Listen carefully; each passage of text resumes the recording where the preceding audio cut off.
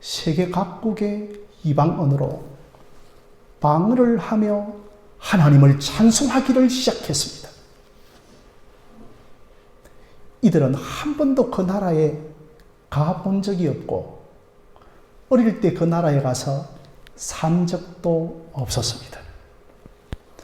그런데 오순절날을 기념하기 위하여 온 세계에 찾아온 히브리인들은 자기 나라 언어로 방언을 하니까 충분하게 알아들을 수 있었습니다.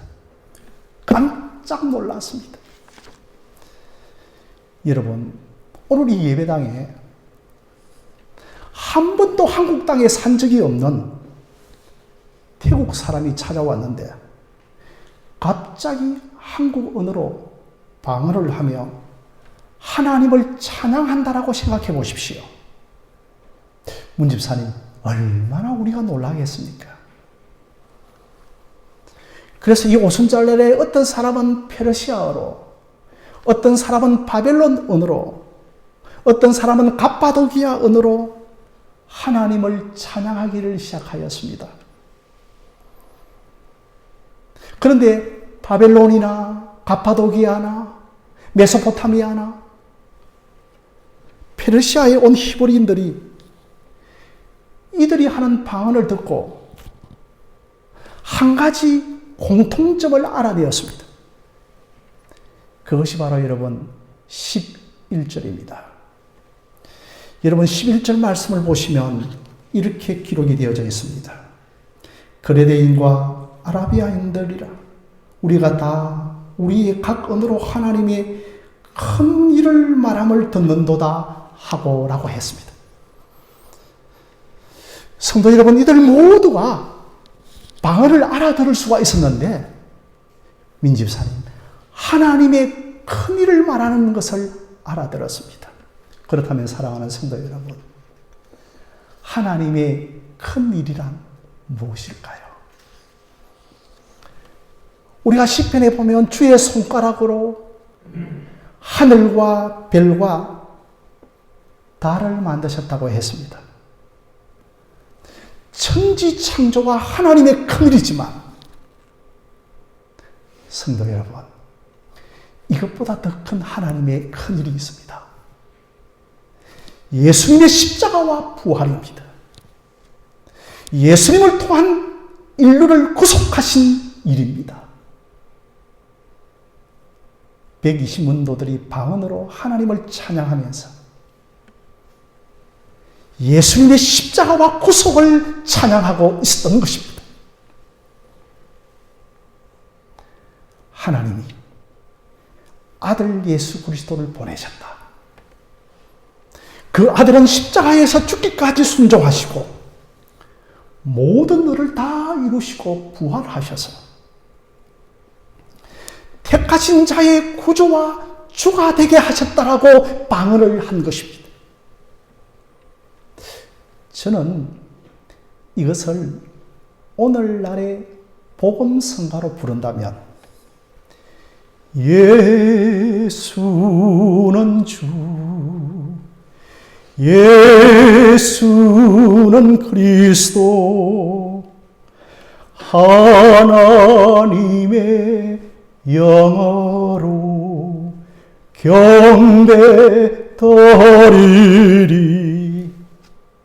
이것은 제가 상상해 본 것입니다. 왜냐하면 당시 베드로가 성령을 받고 첫 설교를 하는데 사도행전 2장 35절에 너희가 십자가에 못 박은 예수를 하나님이 주와 그리스도가 되게 하셨다라고 설교하였기 때문입니다. 아무튼 세계 각국의 언어로, 방언으로 하나님을 찬양하기 시작했습니다. 그런데 임집사님, 애굽의 언어로, 이집트의 언어로도 방언을 하기 시작했습니다. 여러분, 당시의 최고의 선진 국가는 이집트였습니다. 당대 최고의 국가의 언어마저도 예수 그리스도를 방언으로 찬양한 것입니다.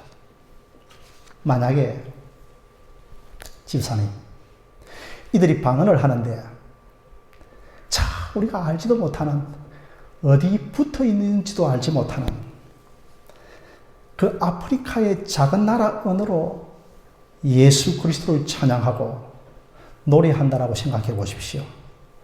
아마 별로 대수롭지 않게 여겼을 것입니다. 그 당시에 히브리인들은 자신들만 하나님의 택한 백성이요 성민이라 하여 히브리어를 가장 거룩한 언어라 생각하였습니다. 그래서 이방인들은 저 지옥에 불을 지피는 불쏘시개 정도였고, 이방 언어는 우리의 거룩한 입술에 담기도 부끄러운 언어라고 생각을 하였습니다. 그런데 이 이방 언어를 가지고 처음으로 방언으로 찬양을 하기 시작하였습니다. 예수님의 십자가와 구속을 찬양하였습니다. 심지어 당대의 최고의 국가였던 애국 언어로 예수는 그리스도, 예수는 주라고 하나님을 찬양한 것이었습니다. 사랑하는 우리 김원호 집사님, 집사님은 세계 각국 언어가 종국에는 통일된다고 생각합니까? 아마 이동현 집사님, 국을 가지고 번역기를 돌리면 좀 통일이 되겠죠. 언젠가는 전 세계의 언어가 통일될 것이라고 생각하지만 저는 불가능하다고 생각합니다. 창세기에 바벨탑 사건이 있기 전에 전 세계의 구원은, 전 세계의 언어는 하나였습니다. 그런데 이 하나된 언어를 가지고 하나님을 높이기는커녕 하나님을 대적하는 바벨탑을 쌓으려 하자 하나님은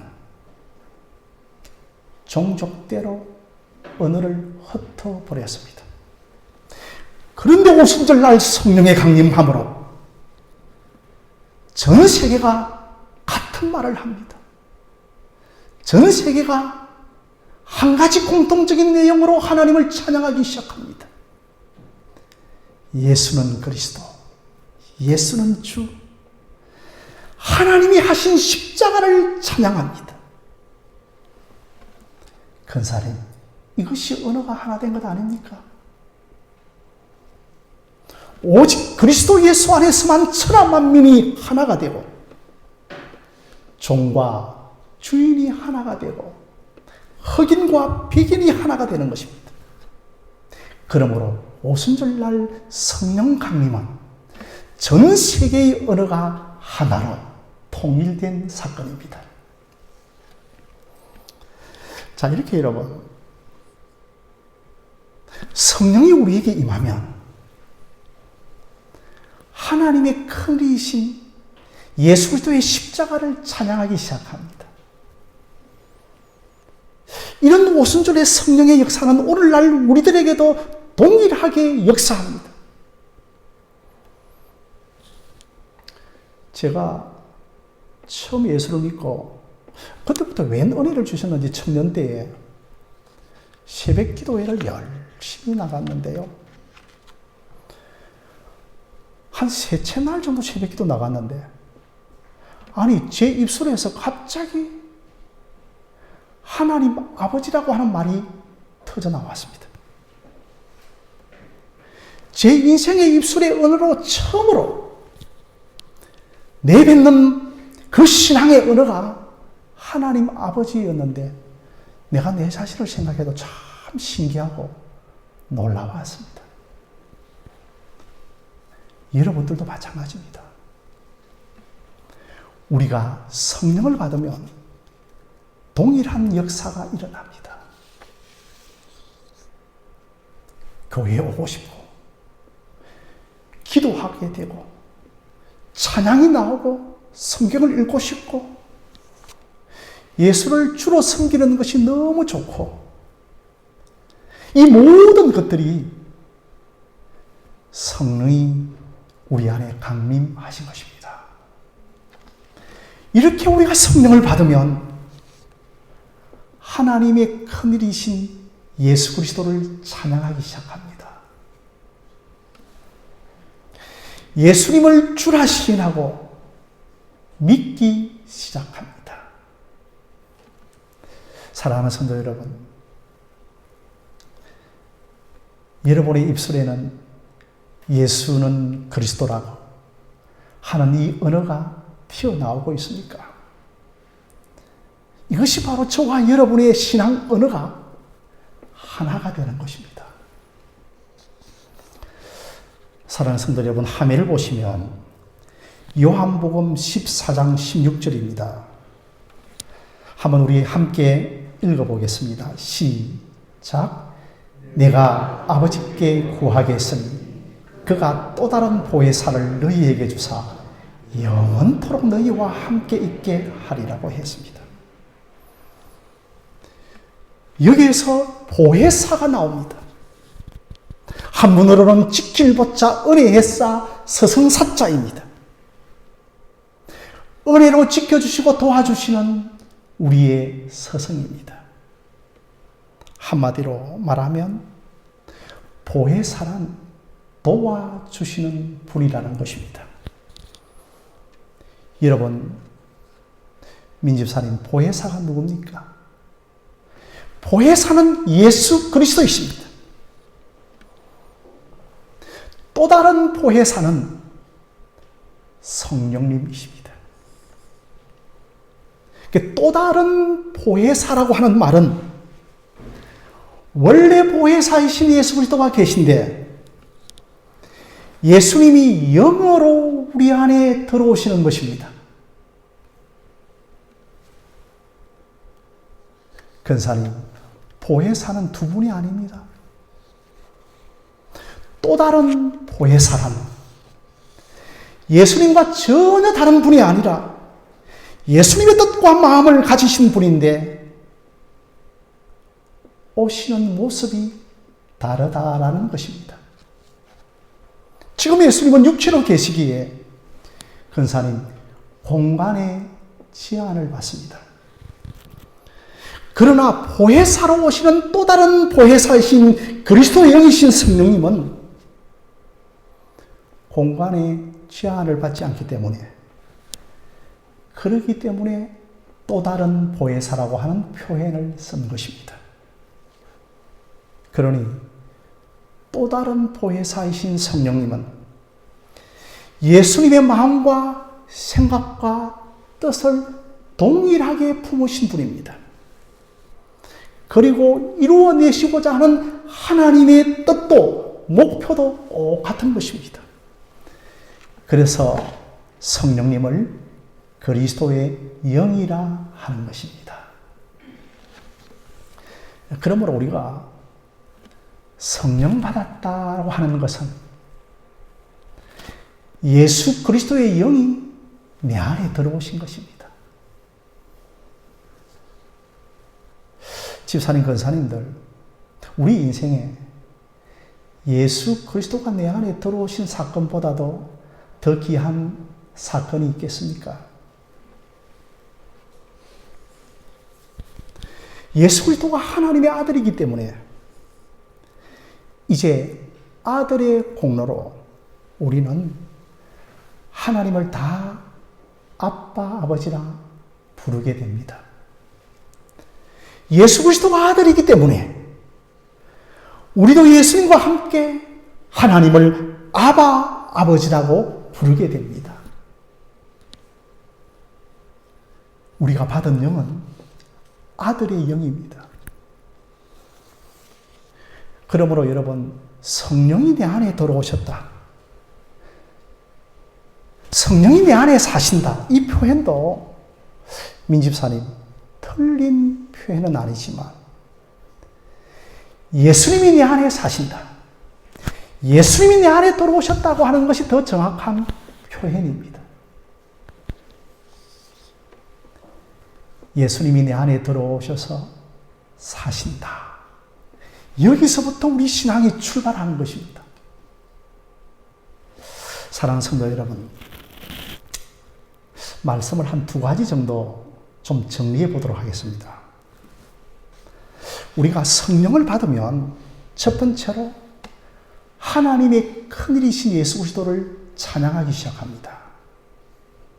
둘째로 예수 그리스도가 영으로 내 안에 들어오십니다. 제가 지금까지 이 두 가지를 설교하였죠. 세 번째로 우리가 성령을 받으면 이제는 내가 사는 것이 아니요 예수 그리스도가 사시는 것입니다. 사랑하는 성도 여러분, 성령님은 알게 하시고 깨닫게 하시는 영이십니다. 성령이 임하면 얘야 이제 너가 사는 것이 아니고 너 안에 예수 그리스도가 사는 것임을 알게 하고 깨닫게 해주십니다. 여러분, 갈라디아서 2장 20절입니다. 한번 함께 읽어볼까요? 화면을 보시겠습니다. 시작. 내가 그리스도와 함께 십자가에 못 박혔나니 그런 적이 이제는 내가 사는 것이 아니요 오직 내 안에 그리스도께서 사시는 것이라고 했습니다. 이제는 내가 사는 것이 아니요 내 안에 그리스도가 사는 것이라고 성령님께서 깨닫게 하시면서 우리는 이것을 가리켜 다스림을 받는다라고 합니다. 우리가 처음 성령을 받았을 때는 얼마나 구름 위를 떠다니는 황홀객 같은 그런 마음을 가졌습니다. 그런데 이제 좀 서서히 지나고 나면 성령님이 내 안에 다스리기 시작합니다. 이제는 내가 사는 것이 아니요 주가 사신다는 것을 깨닫게 하시는데 이것이 성령이 나를 다스리시는 것입니다. 여러분, 세상에서는 법으로 다스리고 심지어 매를 들고 칼과 총으로 다스리기도 합니다.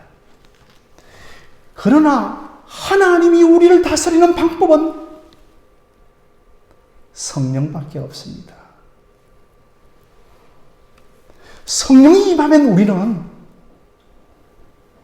다스림을 받기 시작합니다. 성령이 임하면 제일 먼저 발이 풀립니다. 그래서 발을 가지고 교회 가고 싶고, 이것은 내가 교회 가는 것이 아니라 하나님의 은혜로 교회 가게 되는 것입니다. 그리고 성령이 임하면 저 집사님 입이 열리고 해가 풀립니다. 그래서 찬송도 하고 싶고 성경도 읽고 싶고 기도도 하고 싶고 전도도 하고 싶은 것입니다.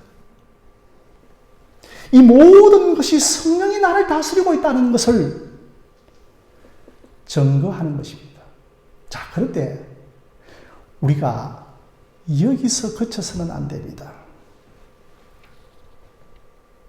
얼마 안 가서 우리가 내가라고 하는 사람으로 다시 돌아가 버립니다. 계속해서 우리는 성령의 다스림을 받아야 합니다. 날마다 사도 바울이 고백했던 것처럼 내가 사는 것이 아니요 내 안에 예수 그리스도가 살아야 합니다. 사랑하는 성도 여러분, 예수님은 부활하고 승천하셔서 지금 어디에 계십니까? 내 안에 계시기도 하지만 동시에 하나님 보좌 우편에 계십니다. 하나님의 보좌 우편에 계신다고 하는 것은 지금도 성령을 보내주셔서 우리를 다스리고 있다는 것입니다. 오늘 주일을 맞이해서 이 집사님, 최 집사님, 왜 우리가 교회에 왔습니까? 하나님의 다스림을 받기 위해서 오신 것입니다. 이제는 내가 사는 것이 아니요, 내 육체의 소욕대로 사는 것이 아닙니다. 성령의 소욕을 따라 사는 것이죠. 우리의 정과 육과 탐심을 이제 우리는 십자가에 못 박아 버린 것입니다. 이렇게 사랑하는 성도 여러분, 오순절 날에 성령이 임하니까 각국의 방언으로 하나님의 큰 일을 말하고 예수 그리스도와 성령으로 우리 안에 내주하기 시작합니다. 이것을 경험하고 체험하고 보았던 베드로가 사도행전 2장에서 모인 무리들 앞에 설교하기 시작합니다. 사도 베드로의 첫 설교입니다. 그런데 베드로의 설교의 결론이 무엇인지 아십니까? 사도행전 2장 36절입니다. 너희가 십자가에 못 박은 예수를 하나님이 주와 그리스도가 되게 하셨다고 했습니다.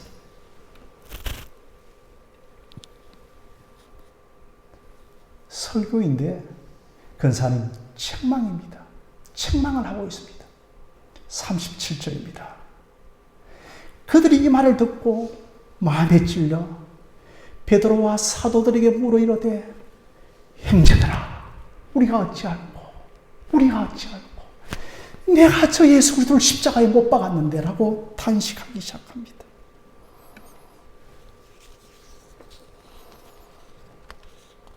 사랑하는 성도 여러분, 오늘따라 우리 교인들이 이 모양 저 모양으로 많이 오시지 않았는데 성령 강림의 끝이 회개로 끝맺고 있습니다. 우리가 진실로 성령을 받으면 회개가 터집니다. 성령 받은 자의 특징은 회개가 있습니다. 성령 충만은 회개 충만입니다.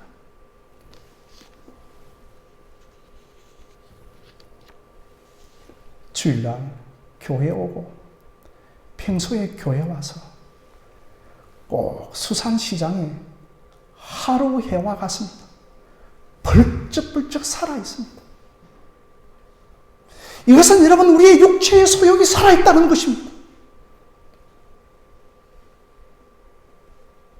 성령이 임하면, 성령을 받으면 내가 그리스도에게 다스림을 받지 못한 것을 회개하기 시작합니다.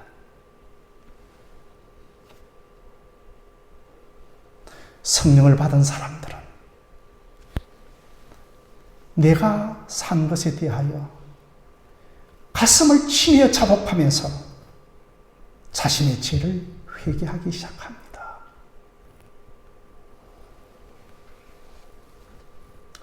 마지막입니다. 마지막으로 네 번째로 우리는 보혜사 성령님이 절대적으로 필요합니다. 요한복음 15장 5절 말씀입니다. 우리 한번 함께 읽어보도록 하겠습니다. 시작. 나는 포도나무요 너희는 가지라. 그가 내 안에 내가 그 안에 거하면 사람의 열매를 많이 맺나니 나를 떠나서는 너희가 아무것도 할 수 없음이라고 했습니다.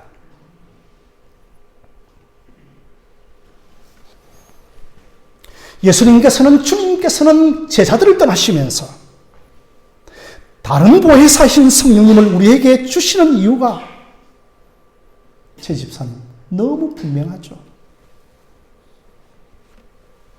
성령님의 은혜와 도움 없이는 우리가 아무것도 할 수 없다는 것입니다. 너희가 나를 떠나서는 아무것도 할 수 없음이라고 하였습니다. 보혜사 성령이 아니고서는 우리가 거듭날 수 없습니다.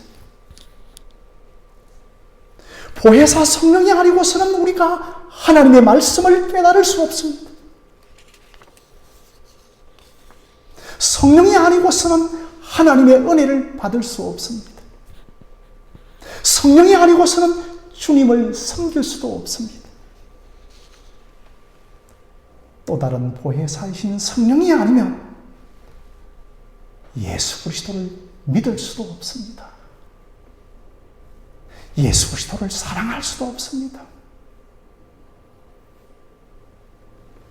성령이 아니고서는 우리가 하나님을 알 수도 없습니다.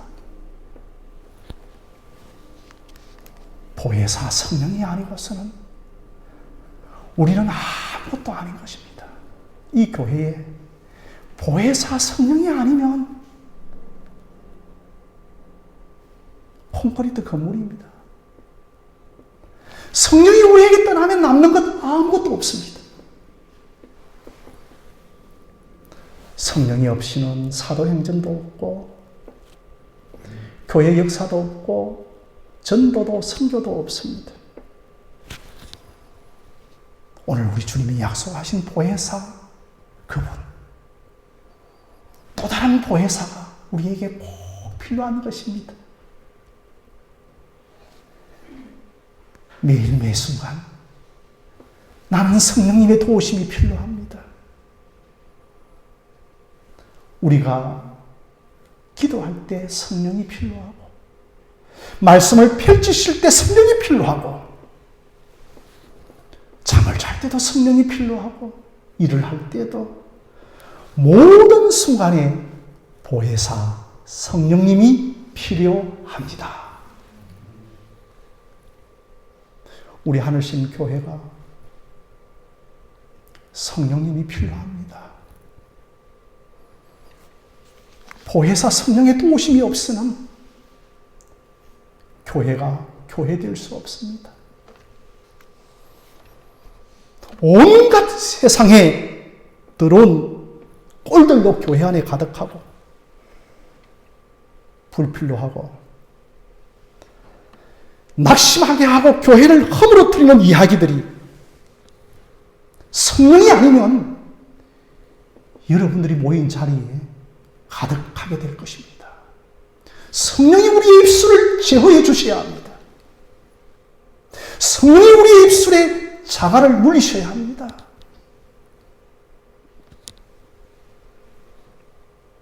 성령의 다스림을 받지 않으면, 성령의 기름 부으심 없으면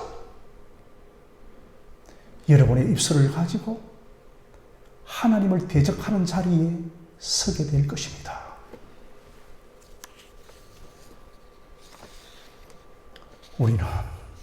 우리 교회는 저는 보혜사 성령님의 은혜가 절대적으로 필요합니다.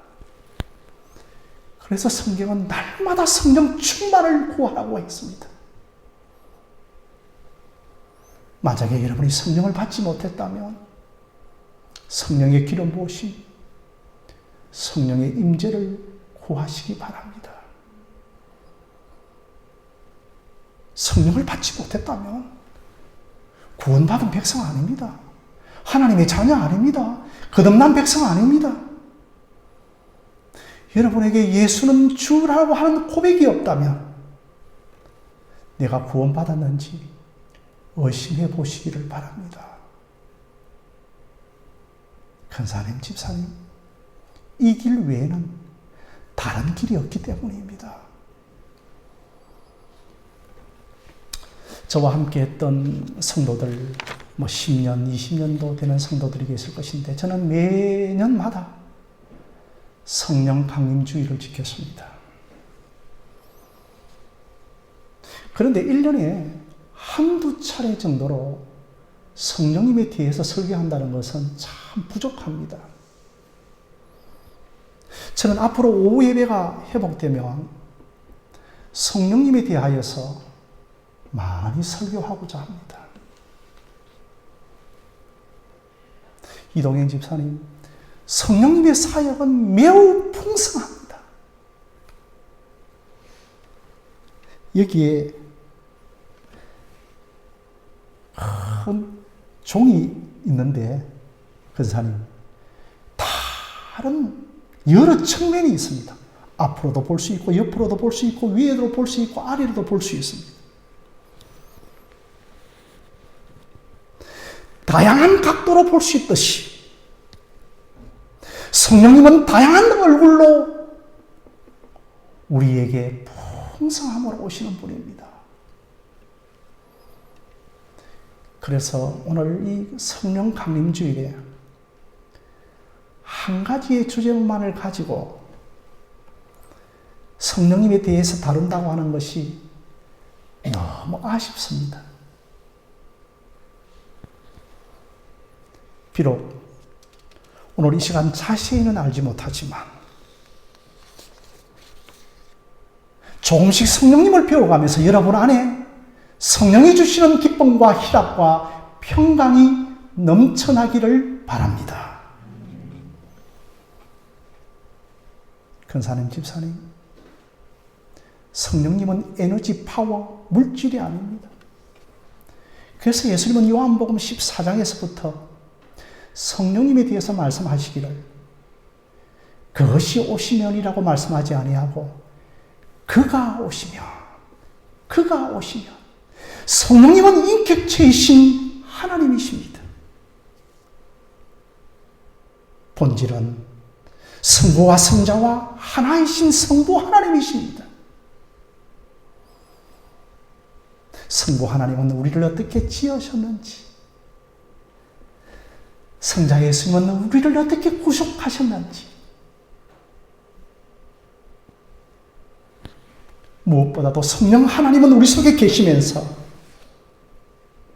우리를 삼위 하나님과 교제케 하시는 하나님이십니다.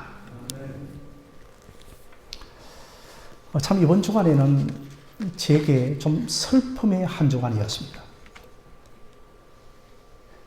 제 신학교에 사랑했던 동기 미국에 목회하시다가 내추럴로 소천을 했습니다.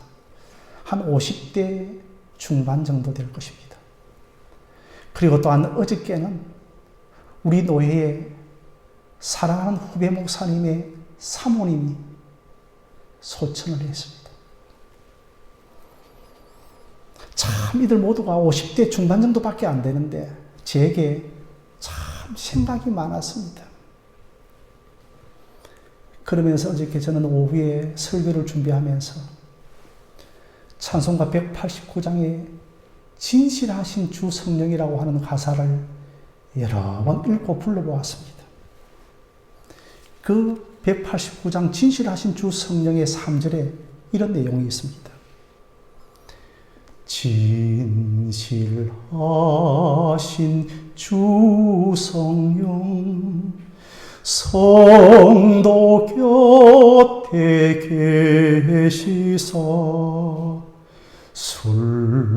순례길을 갈 때에 손을 잡아 주소서.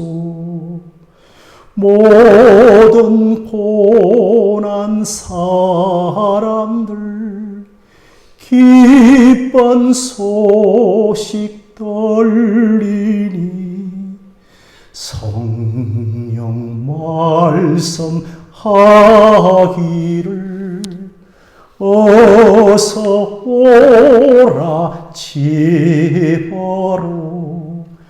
어서 오라 지혜로.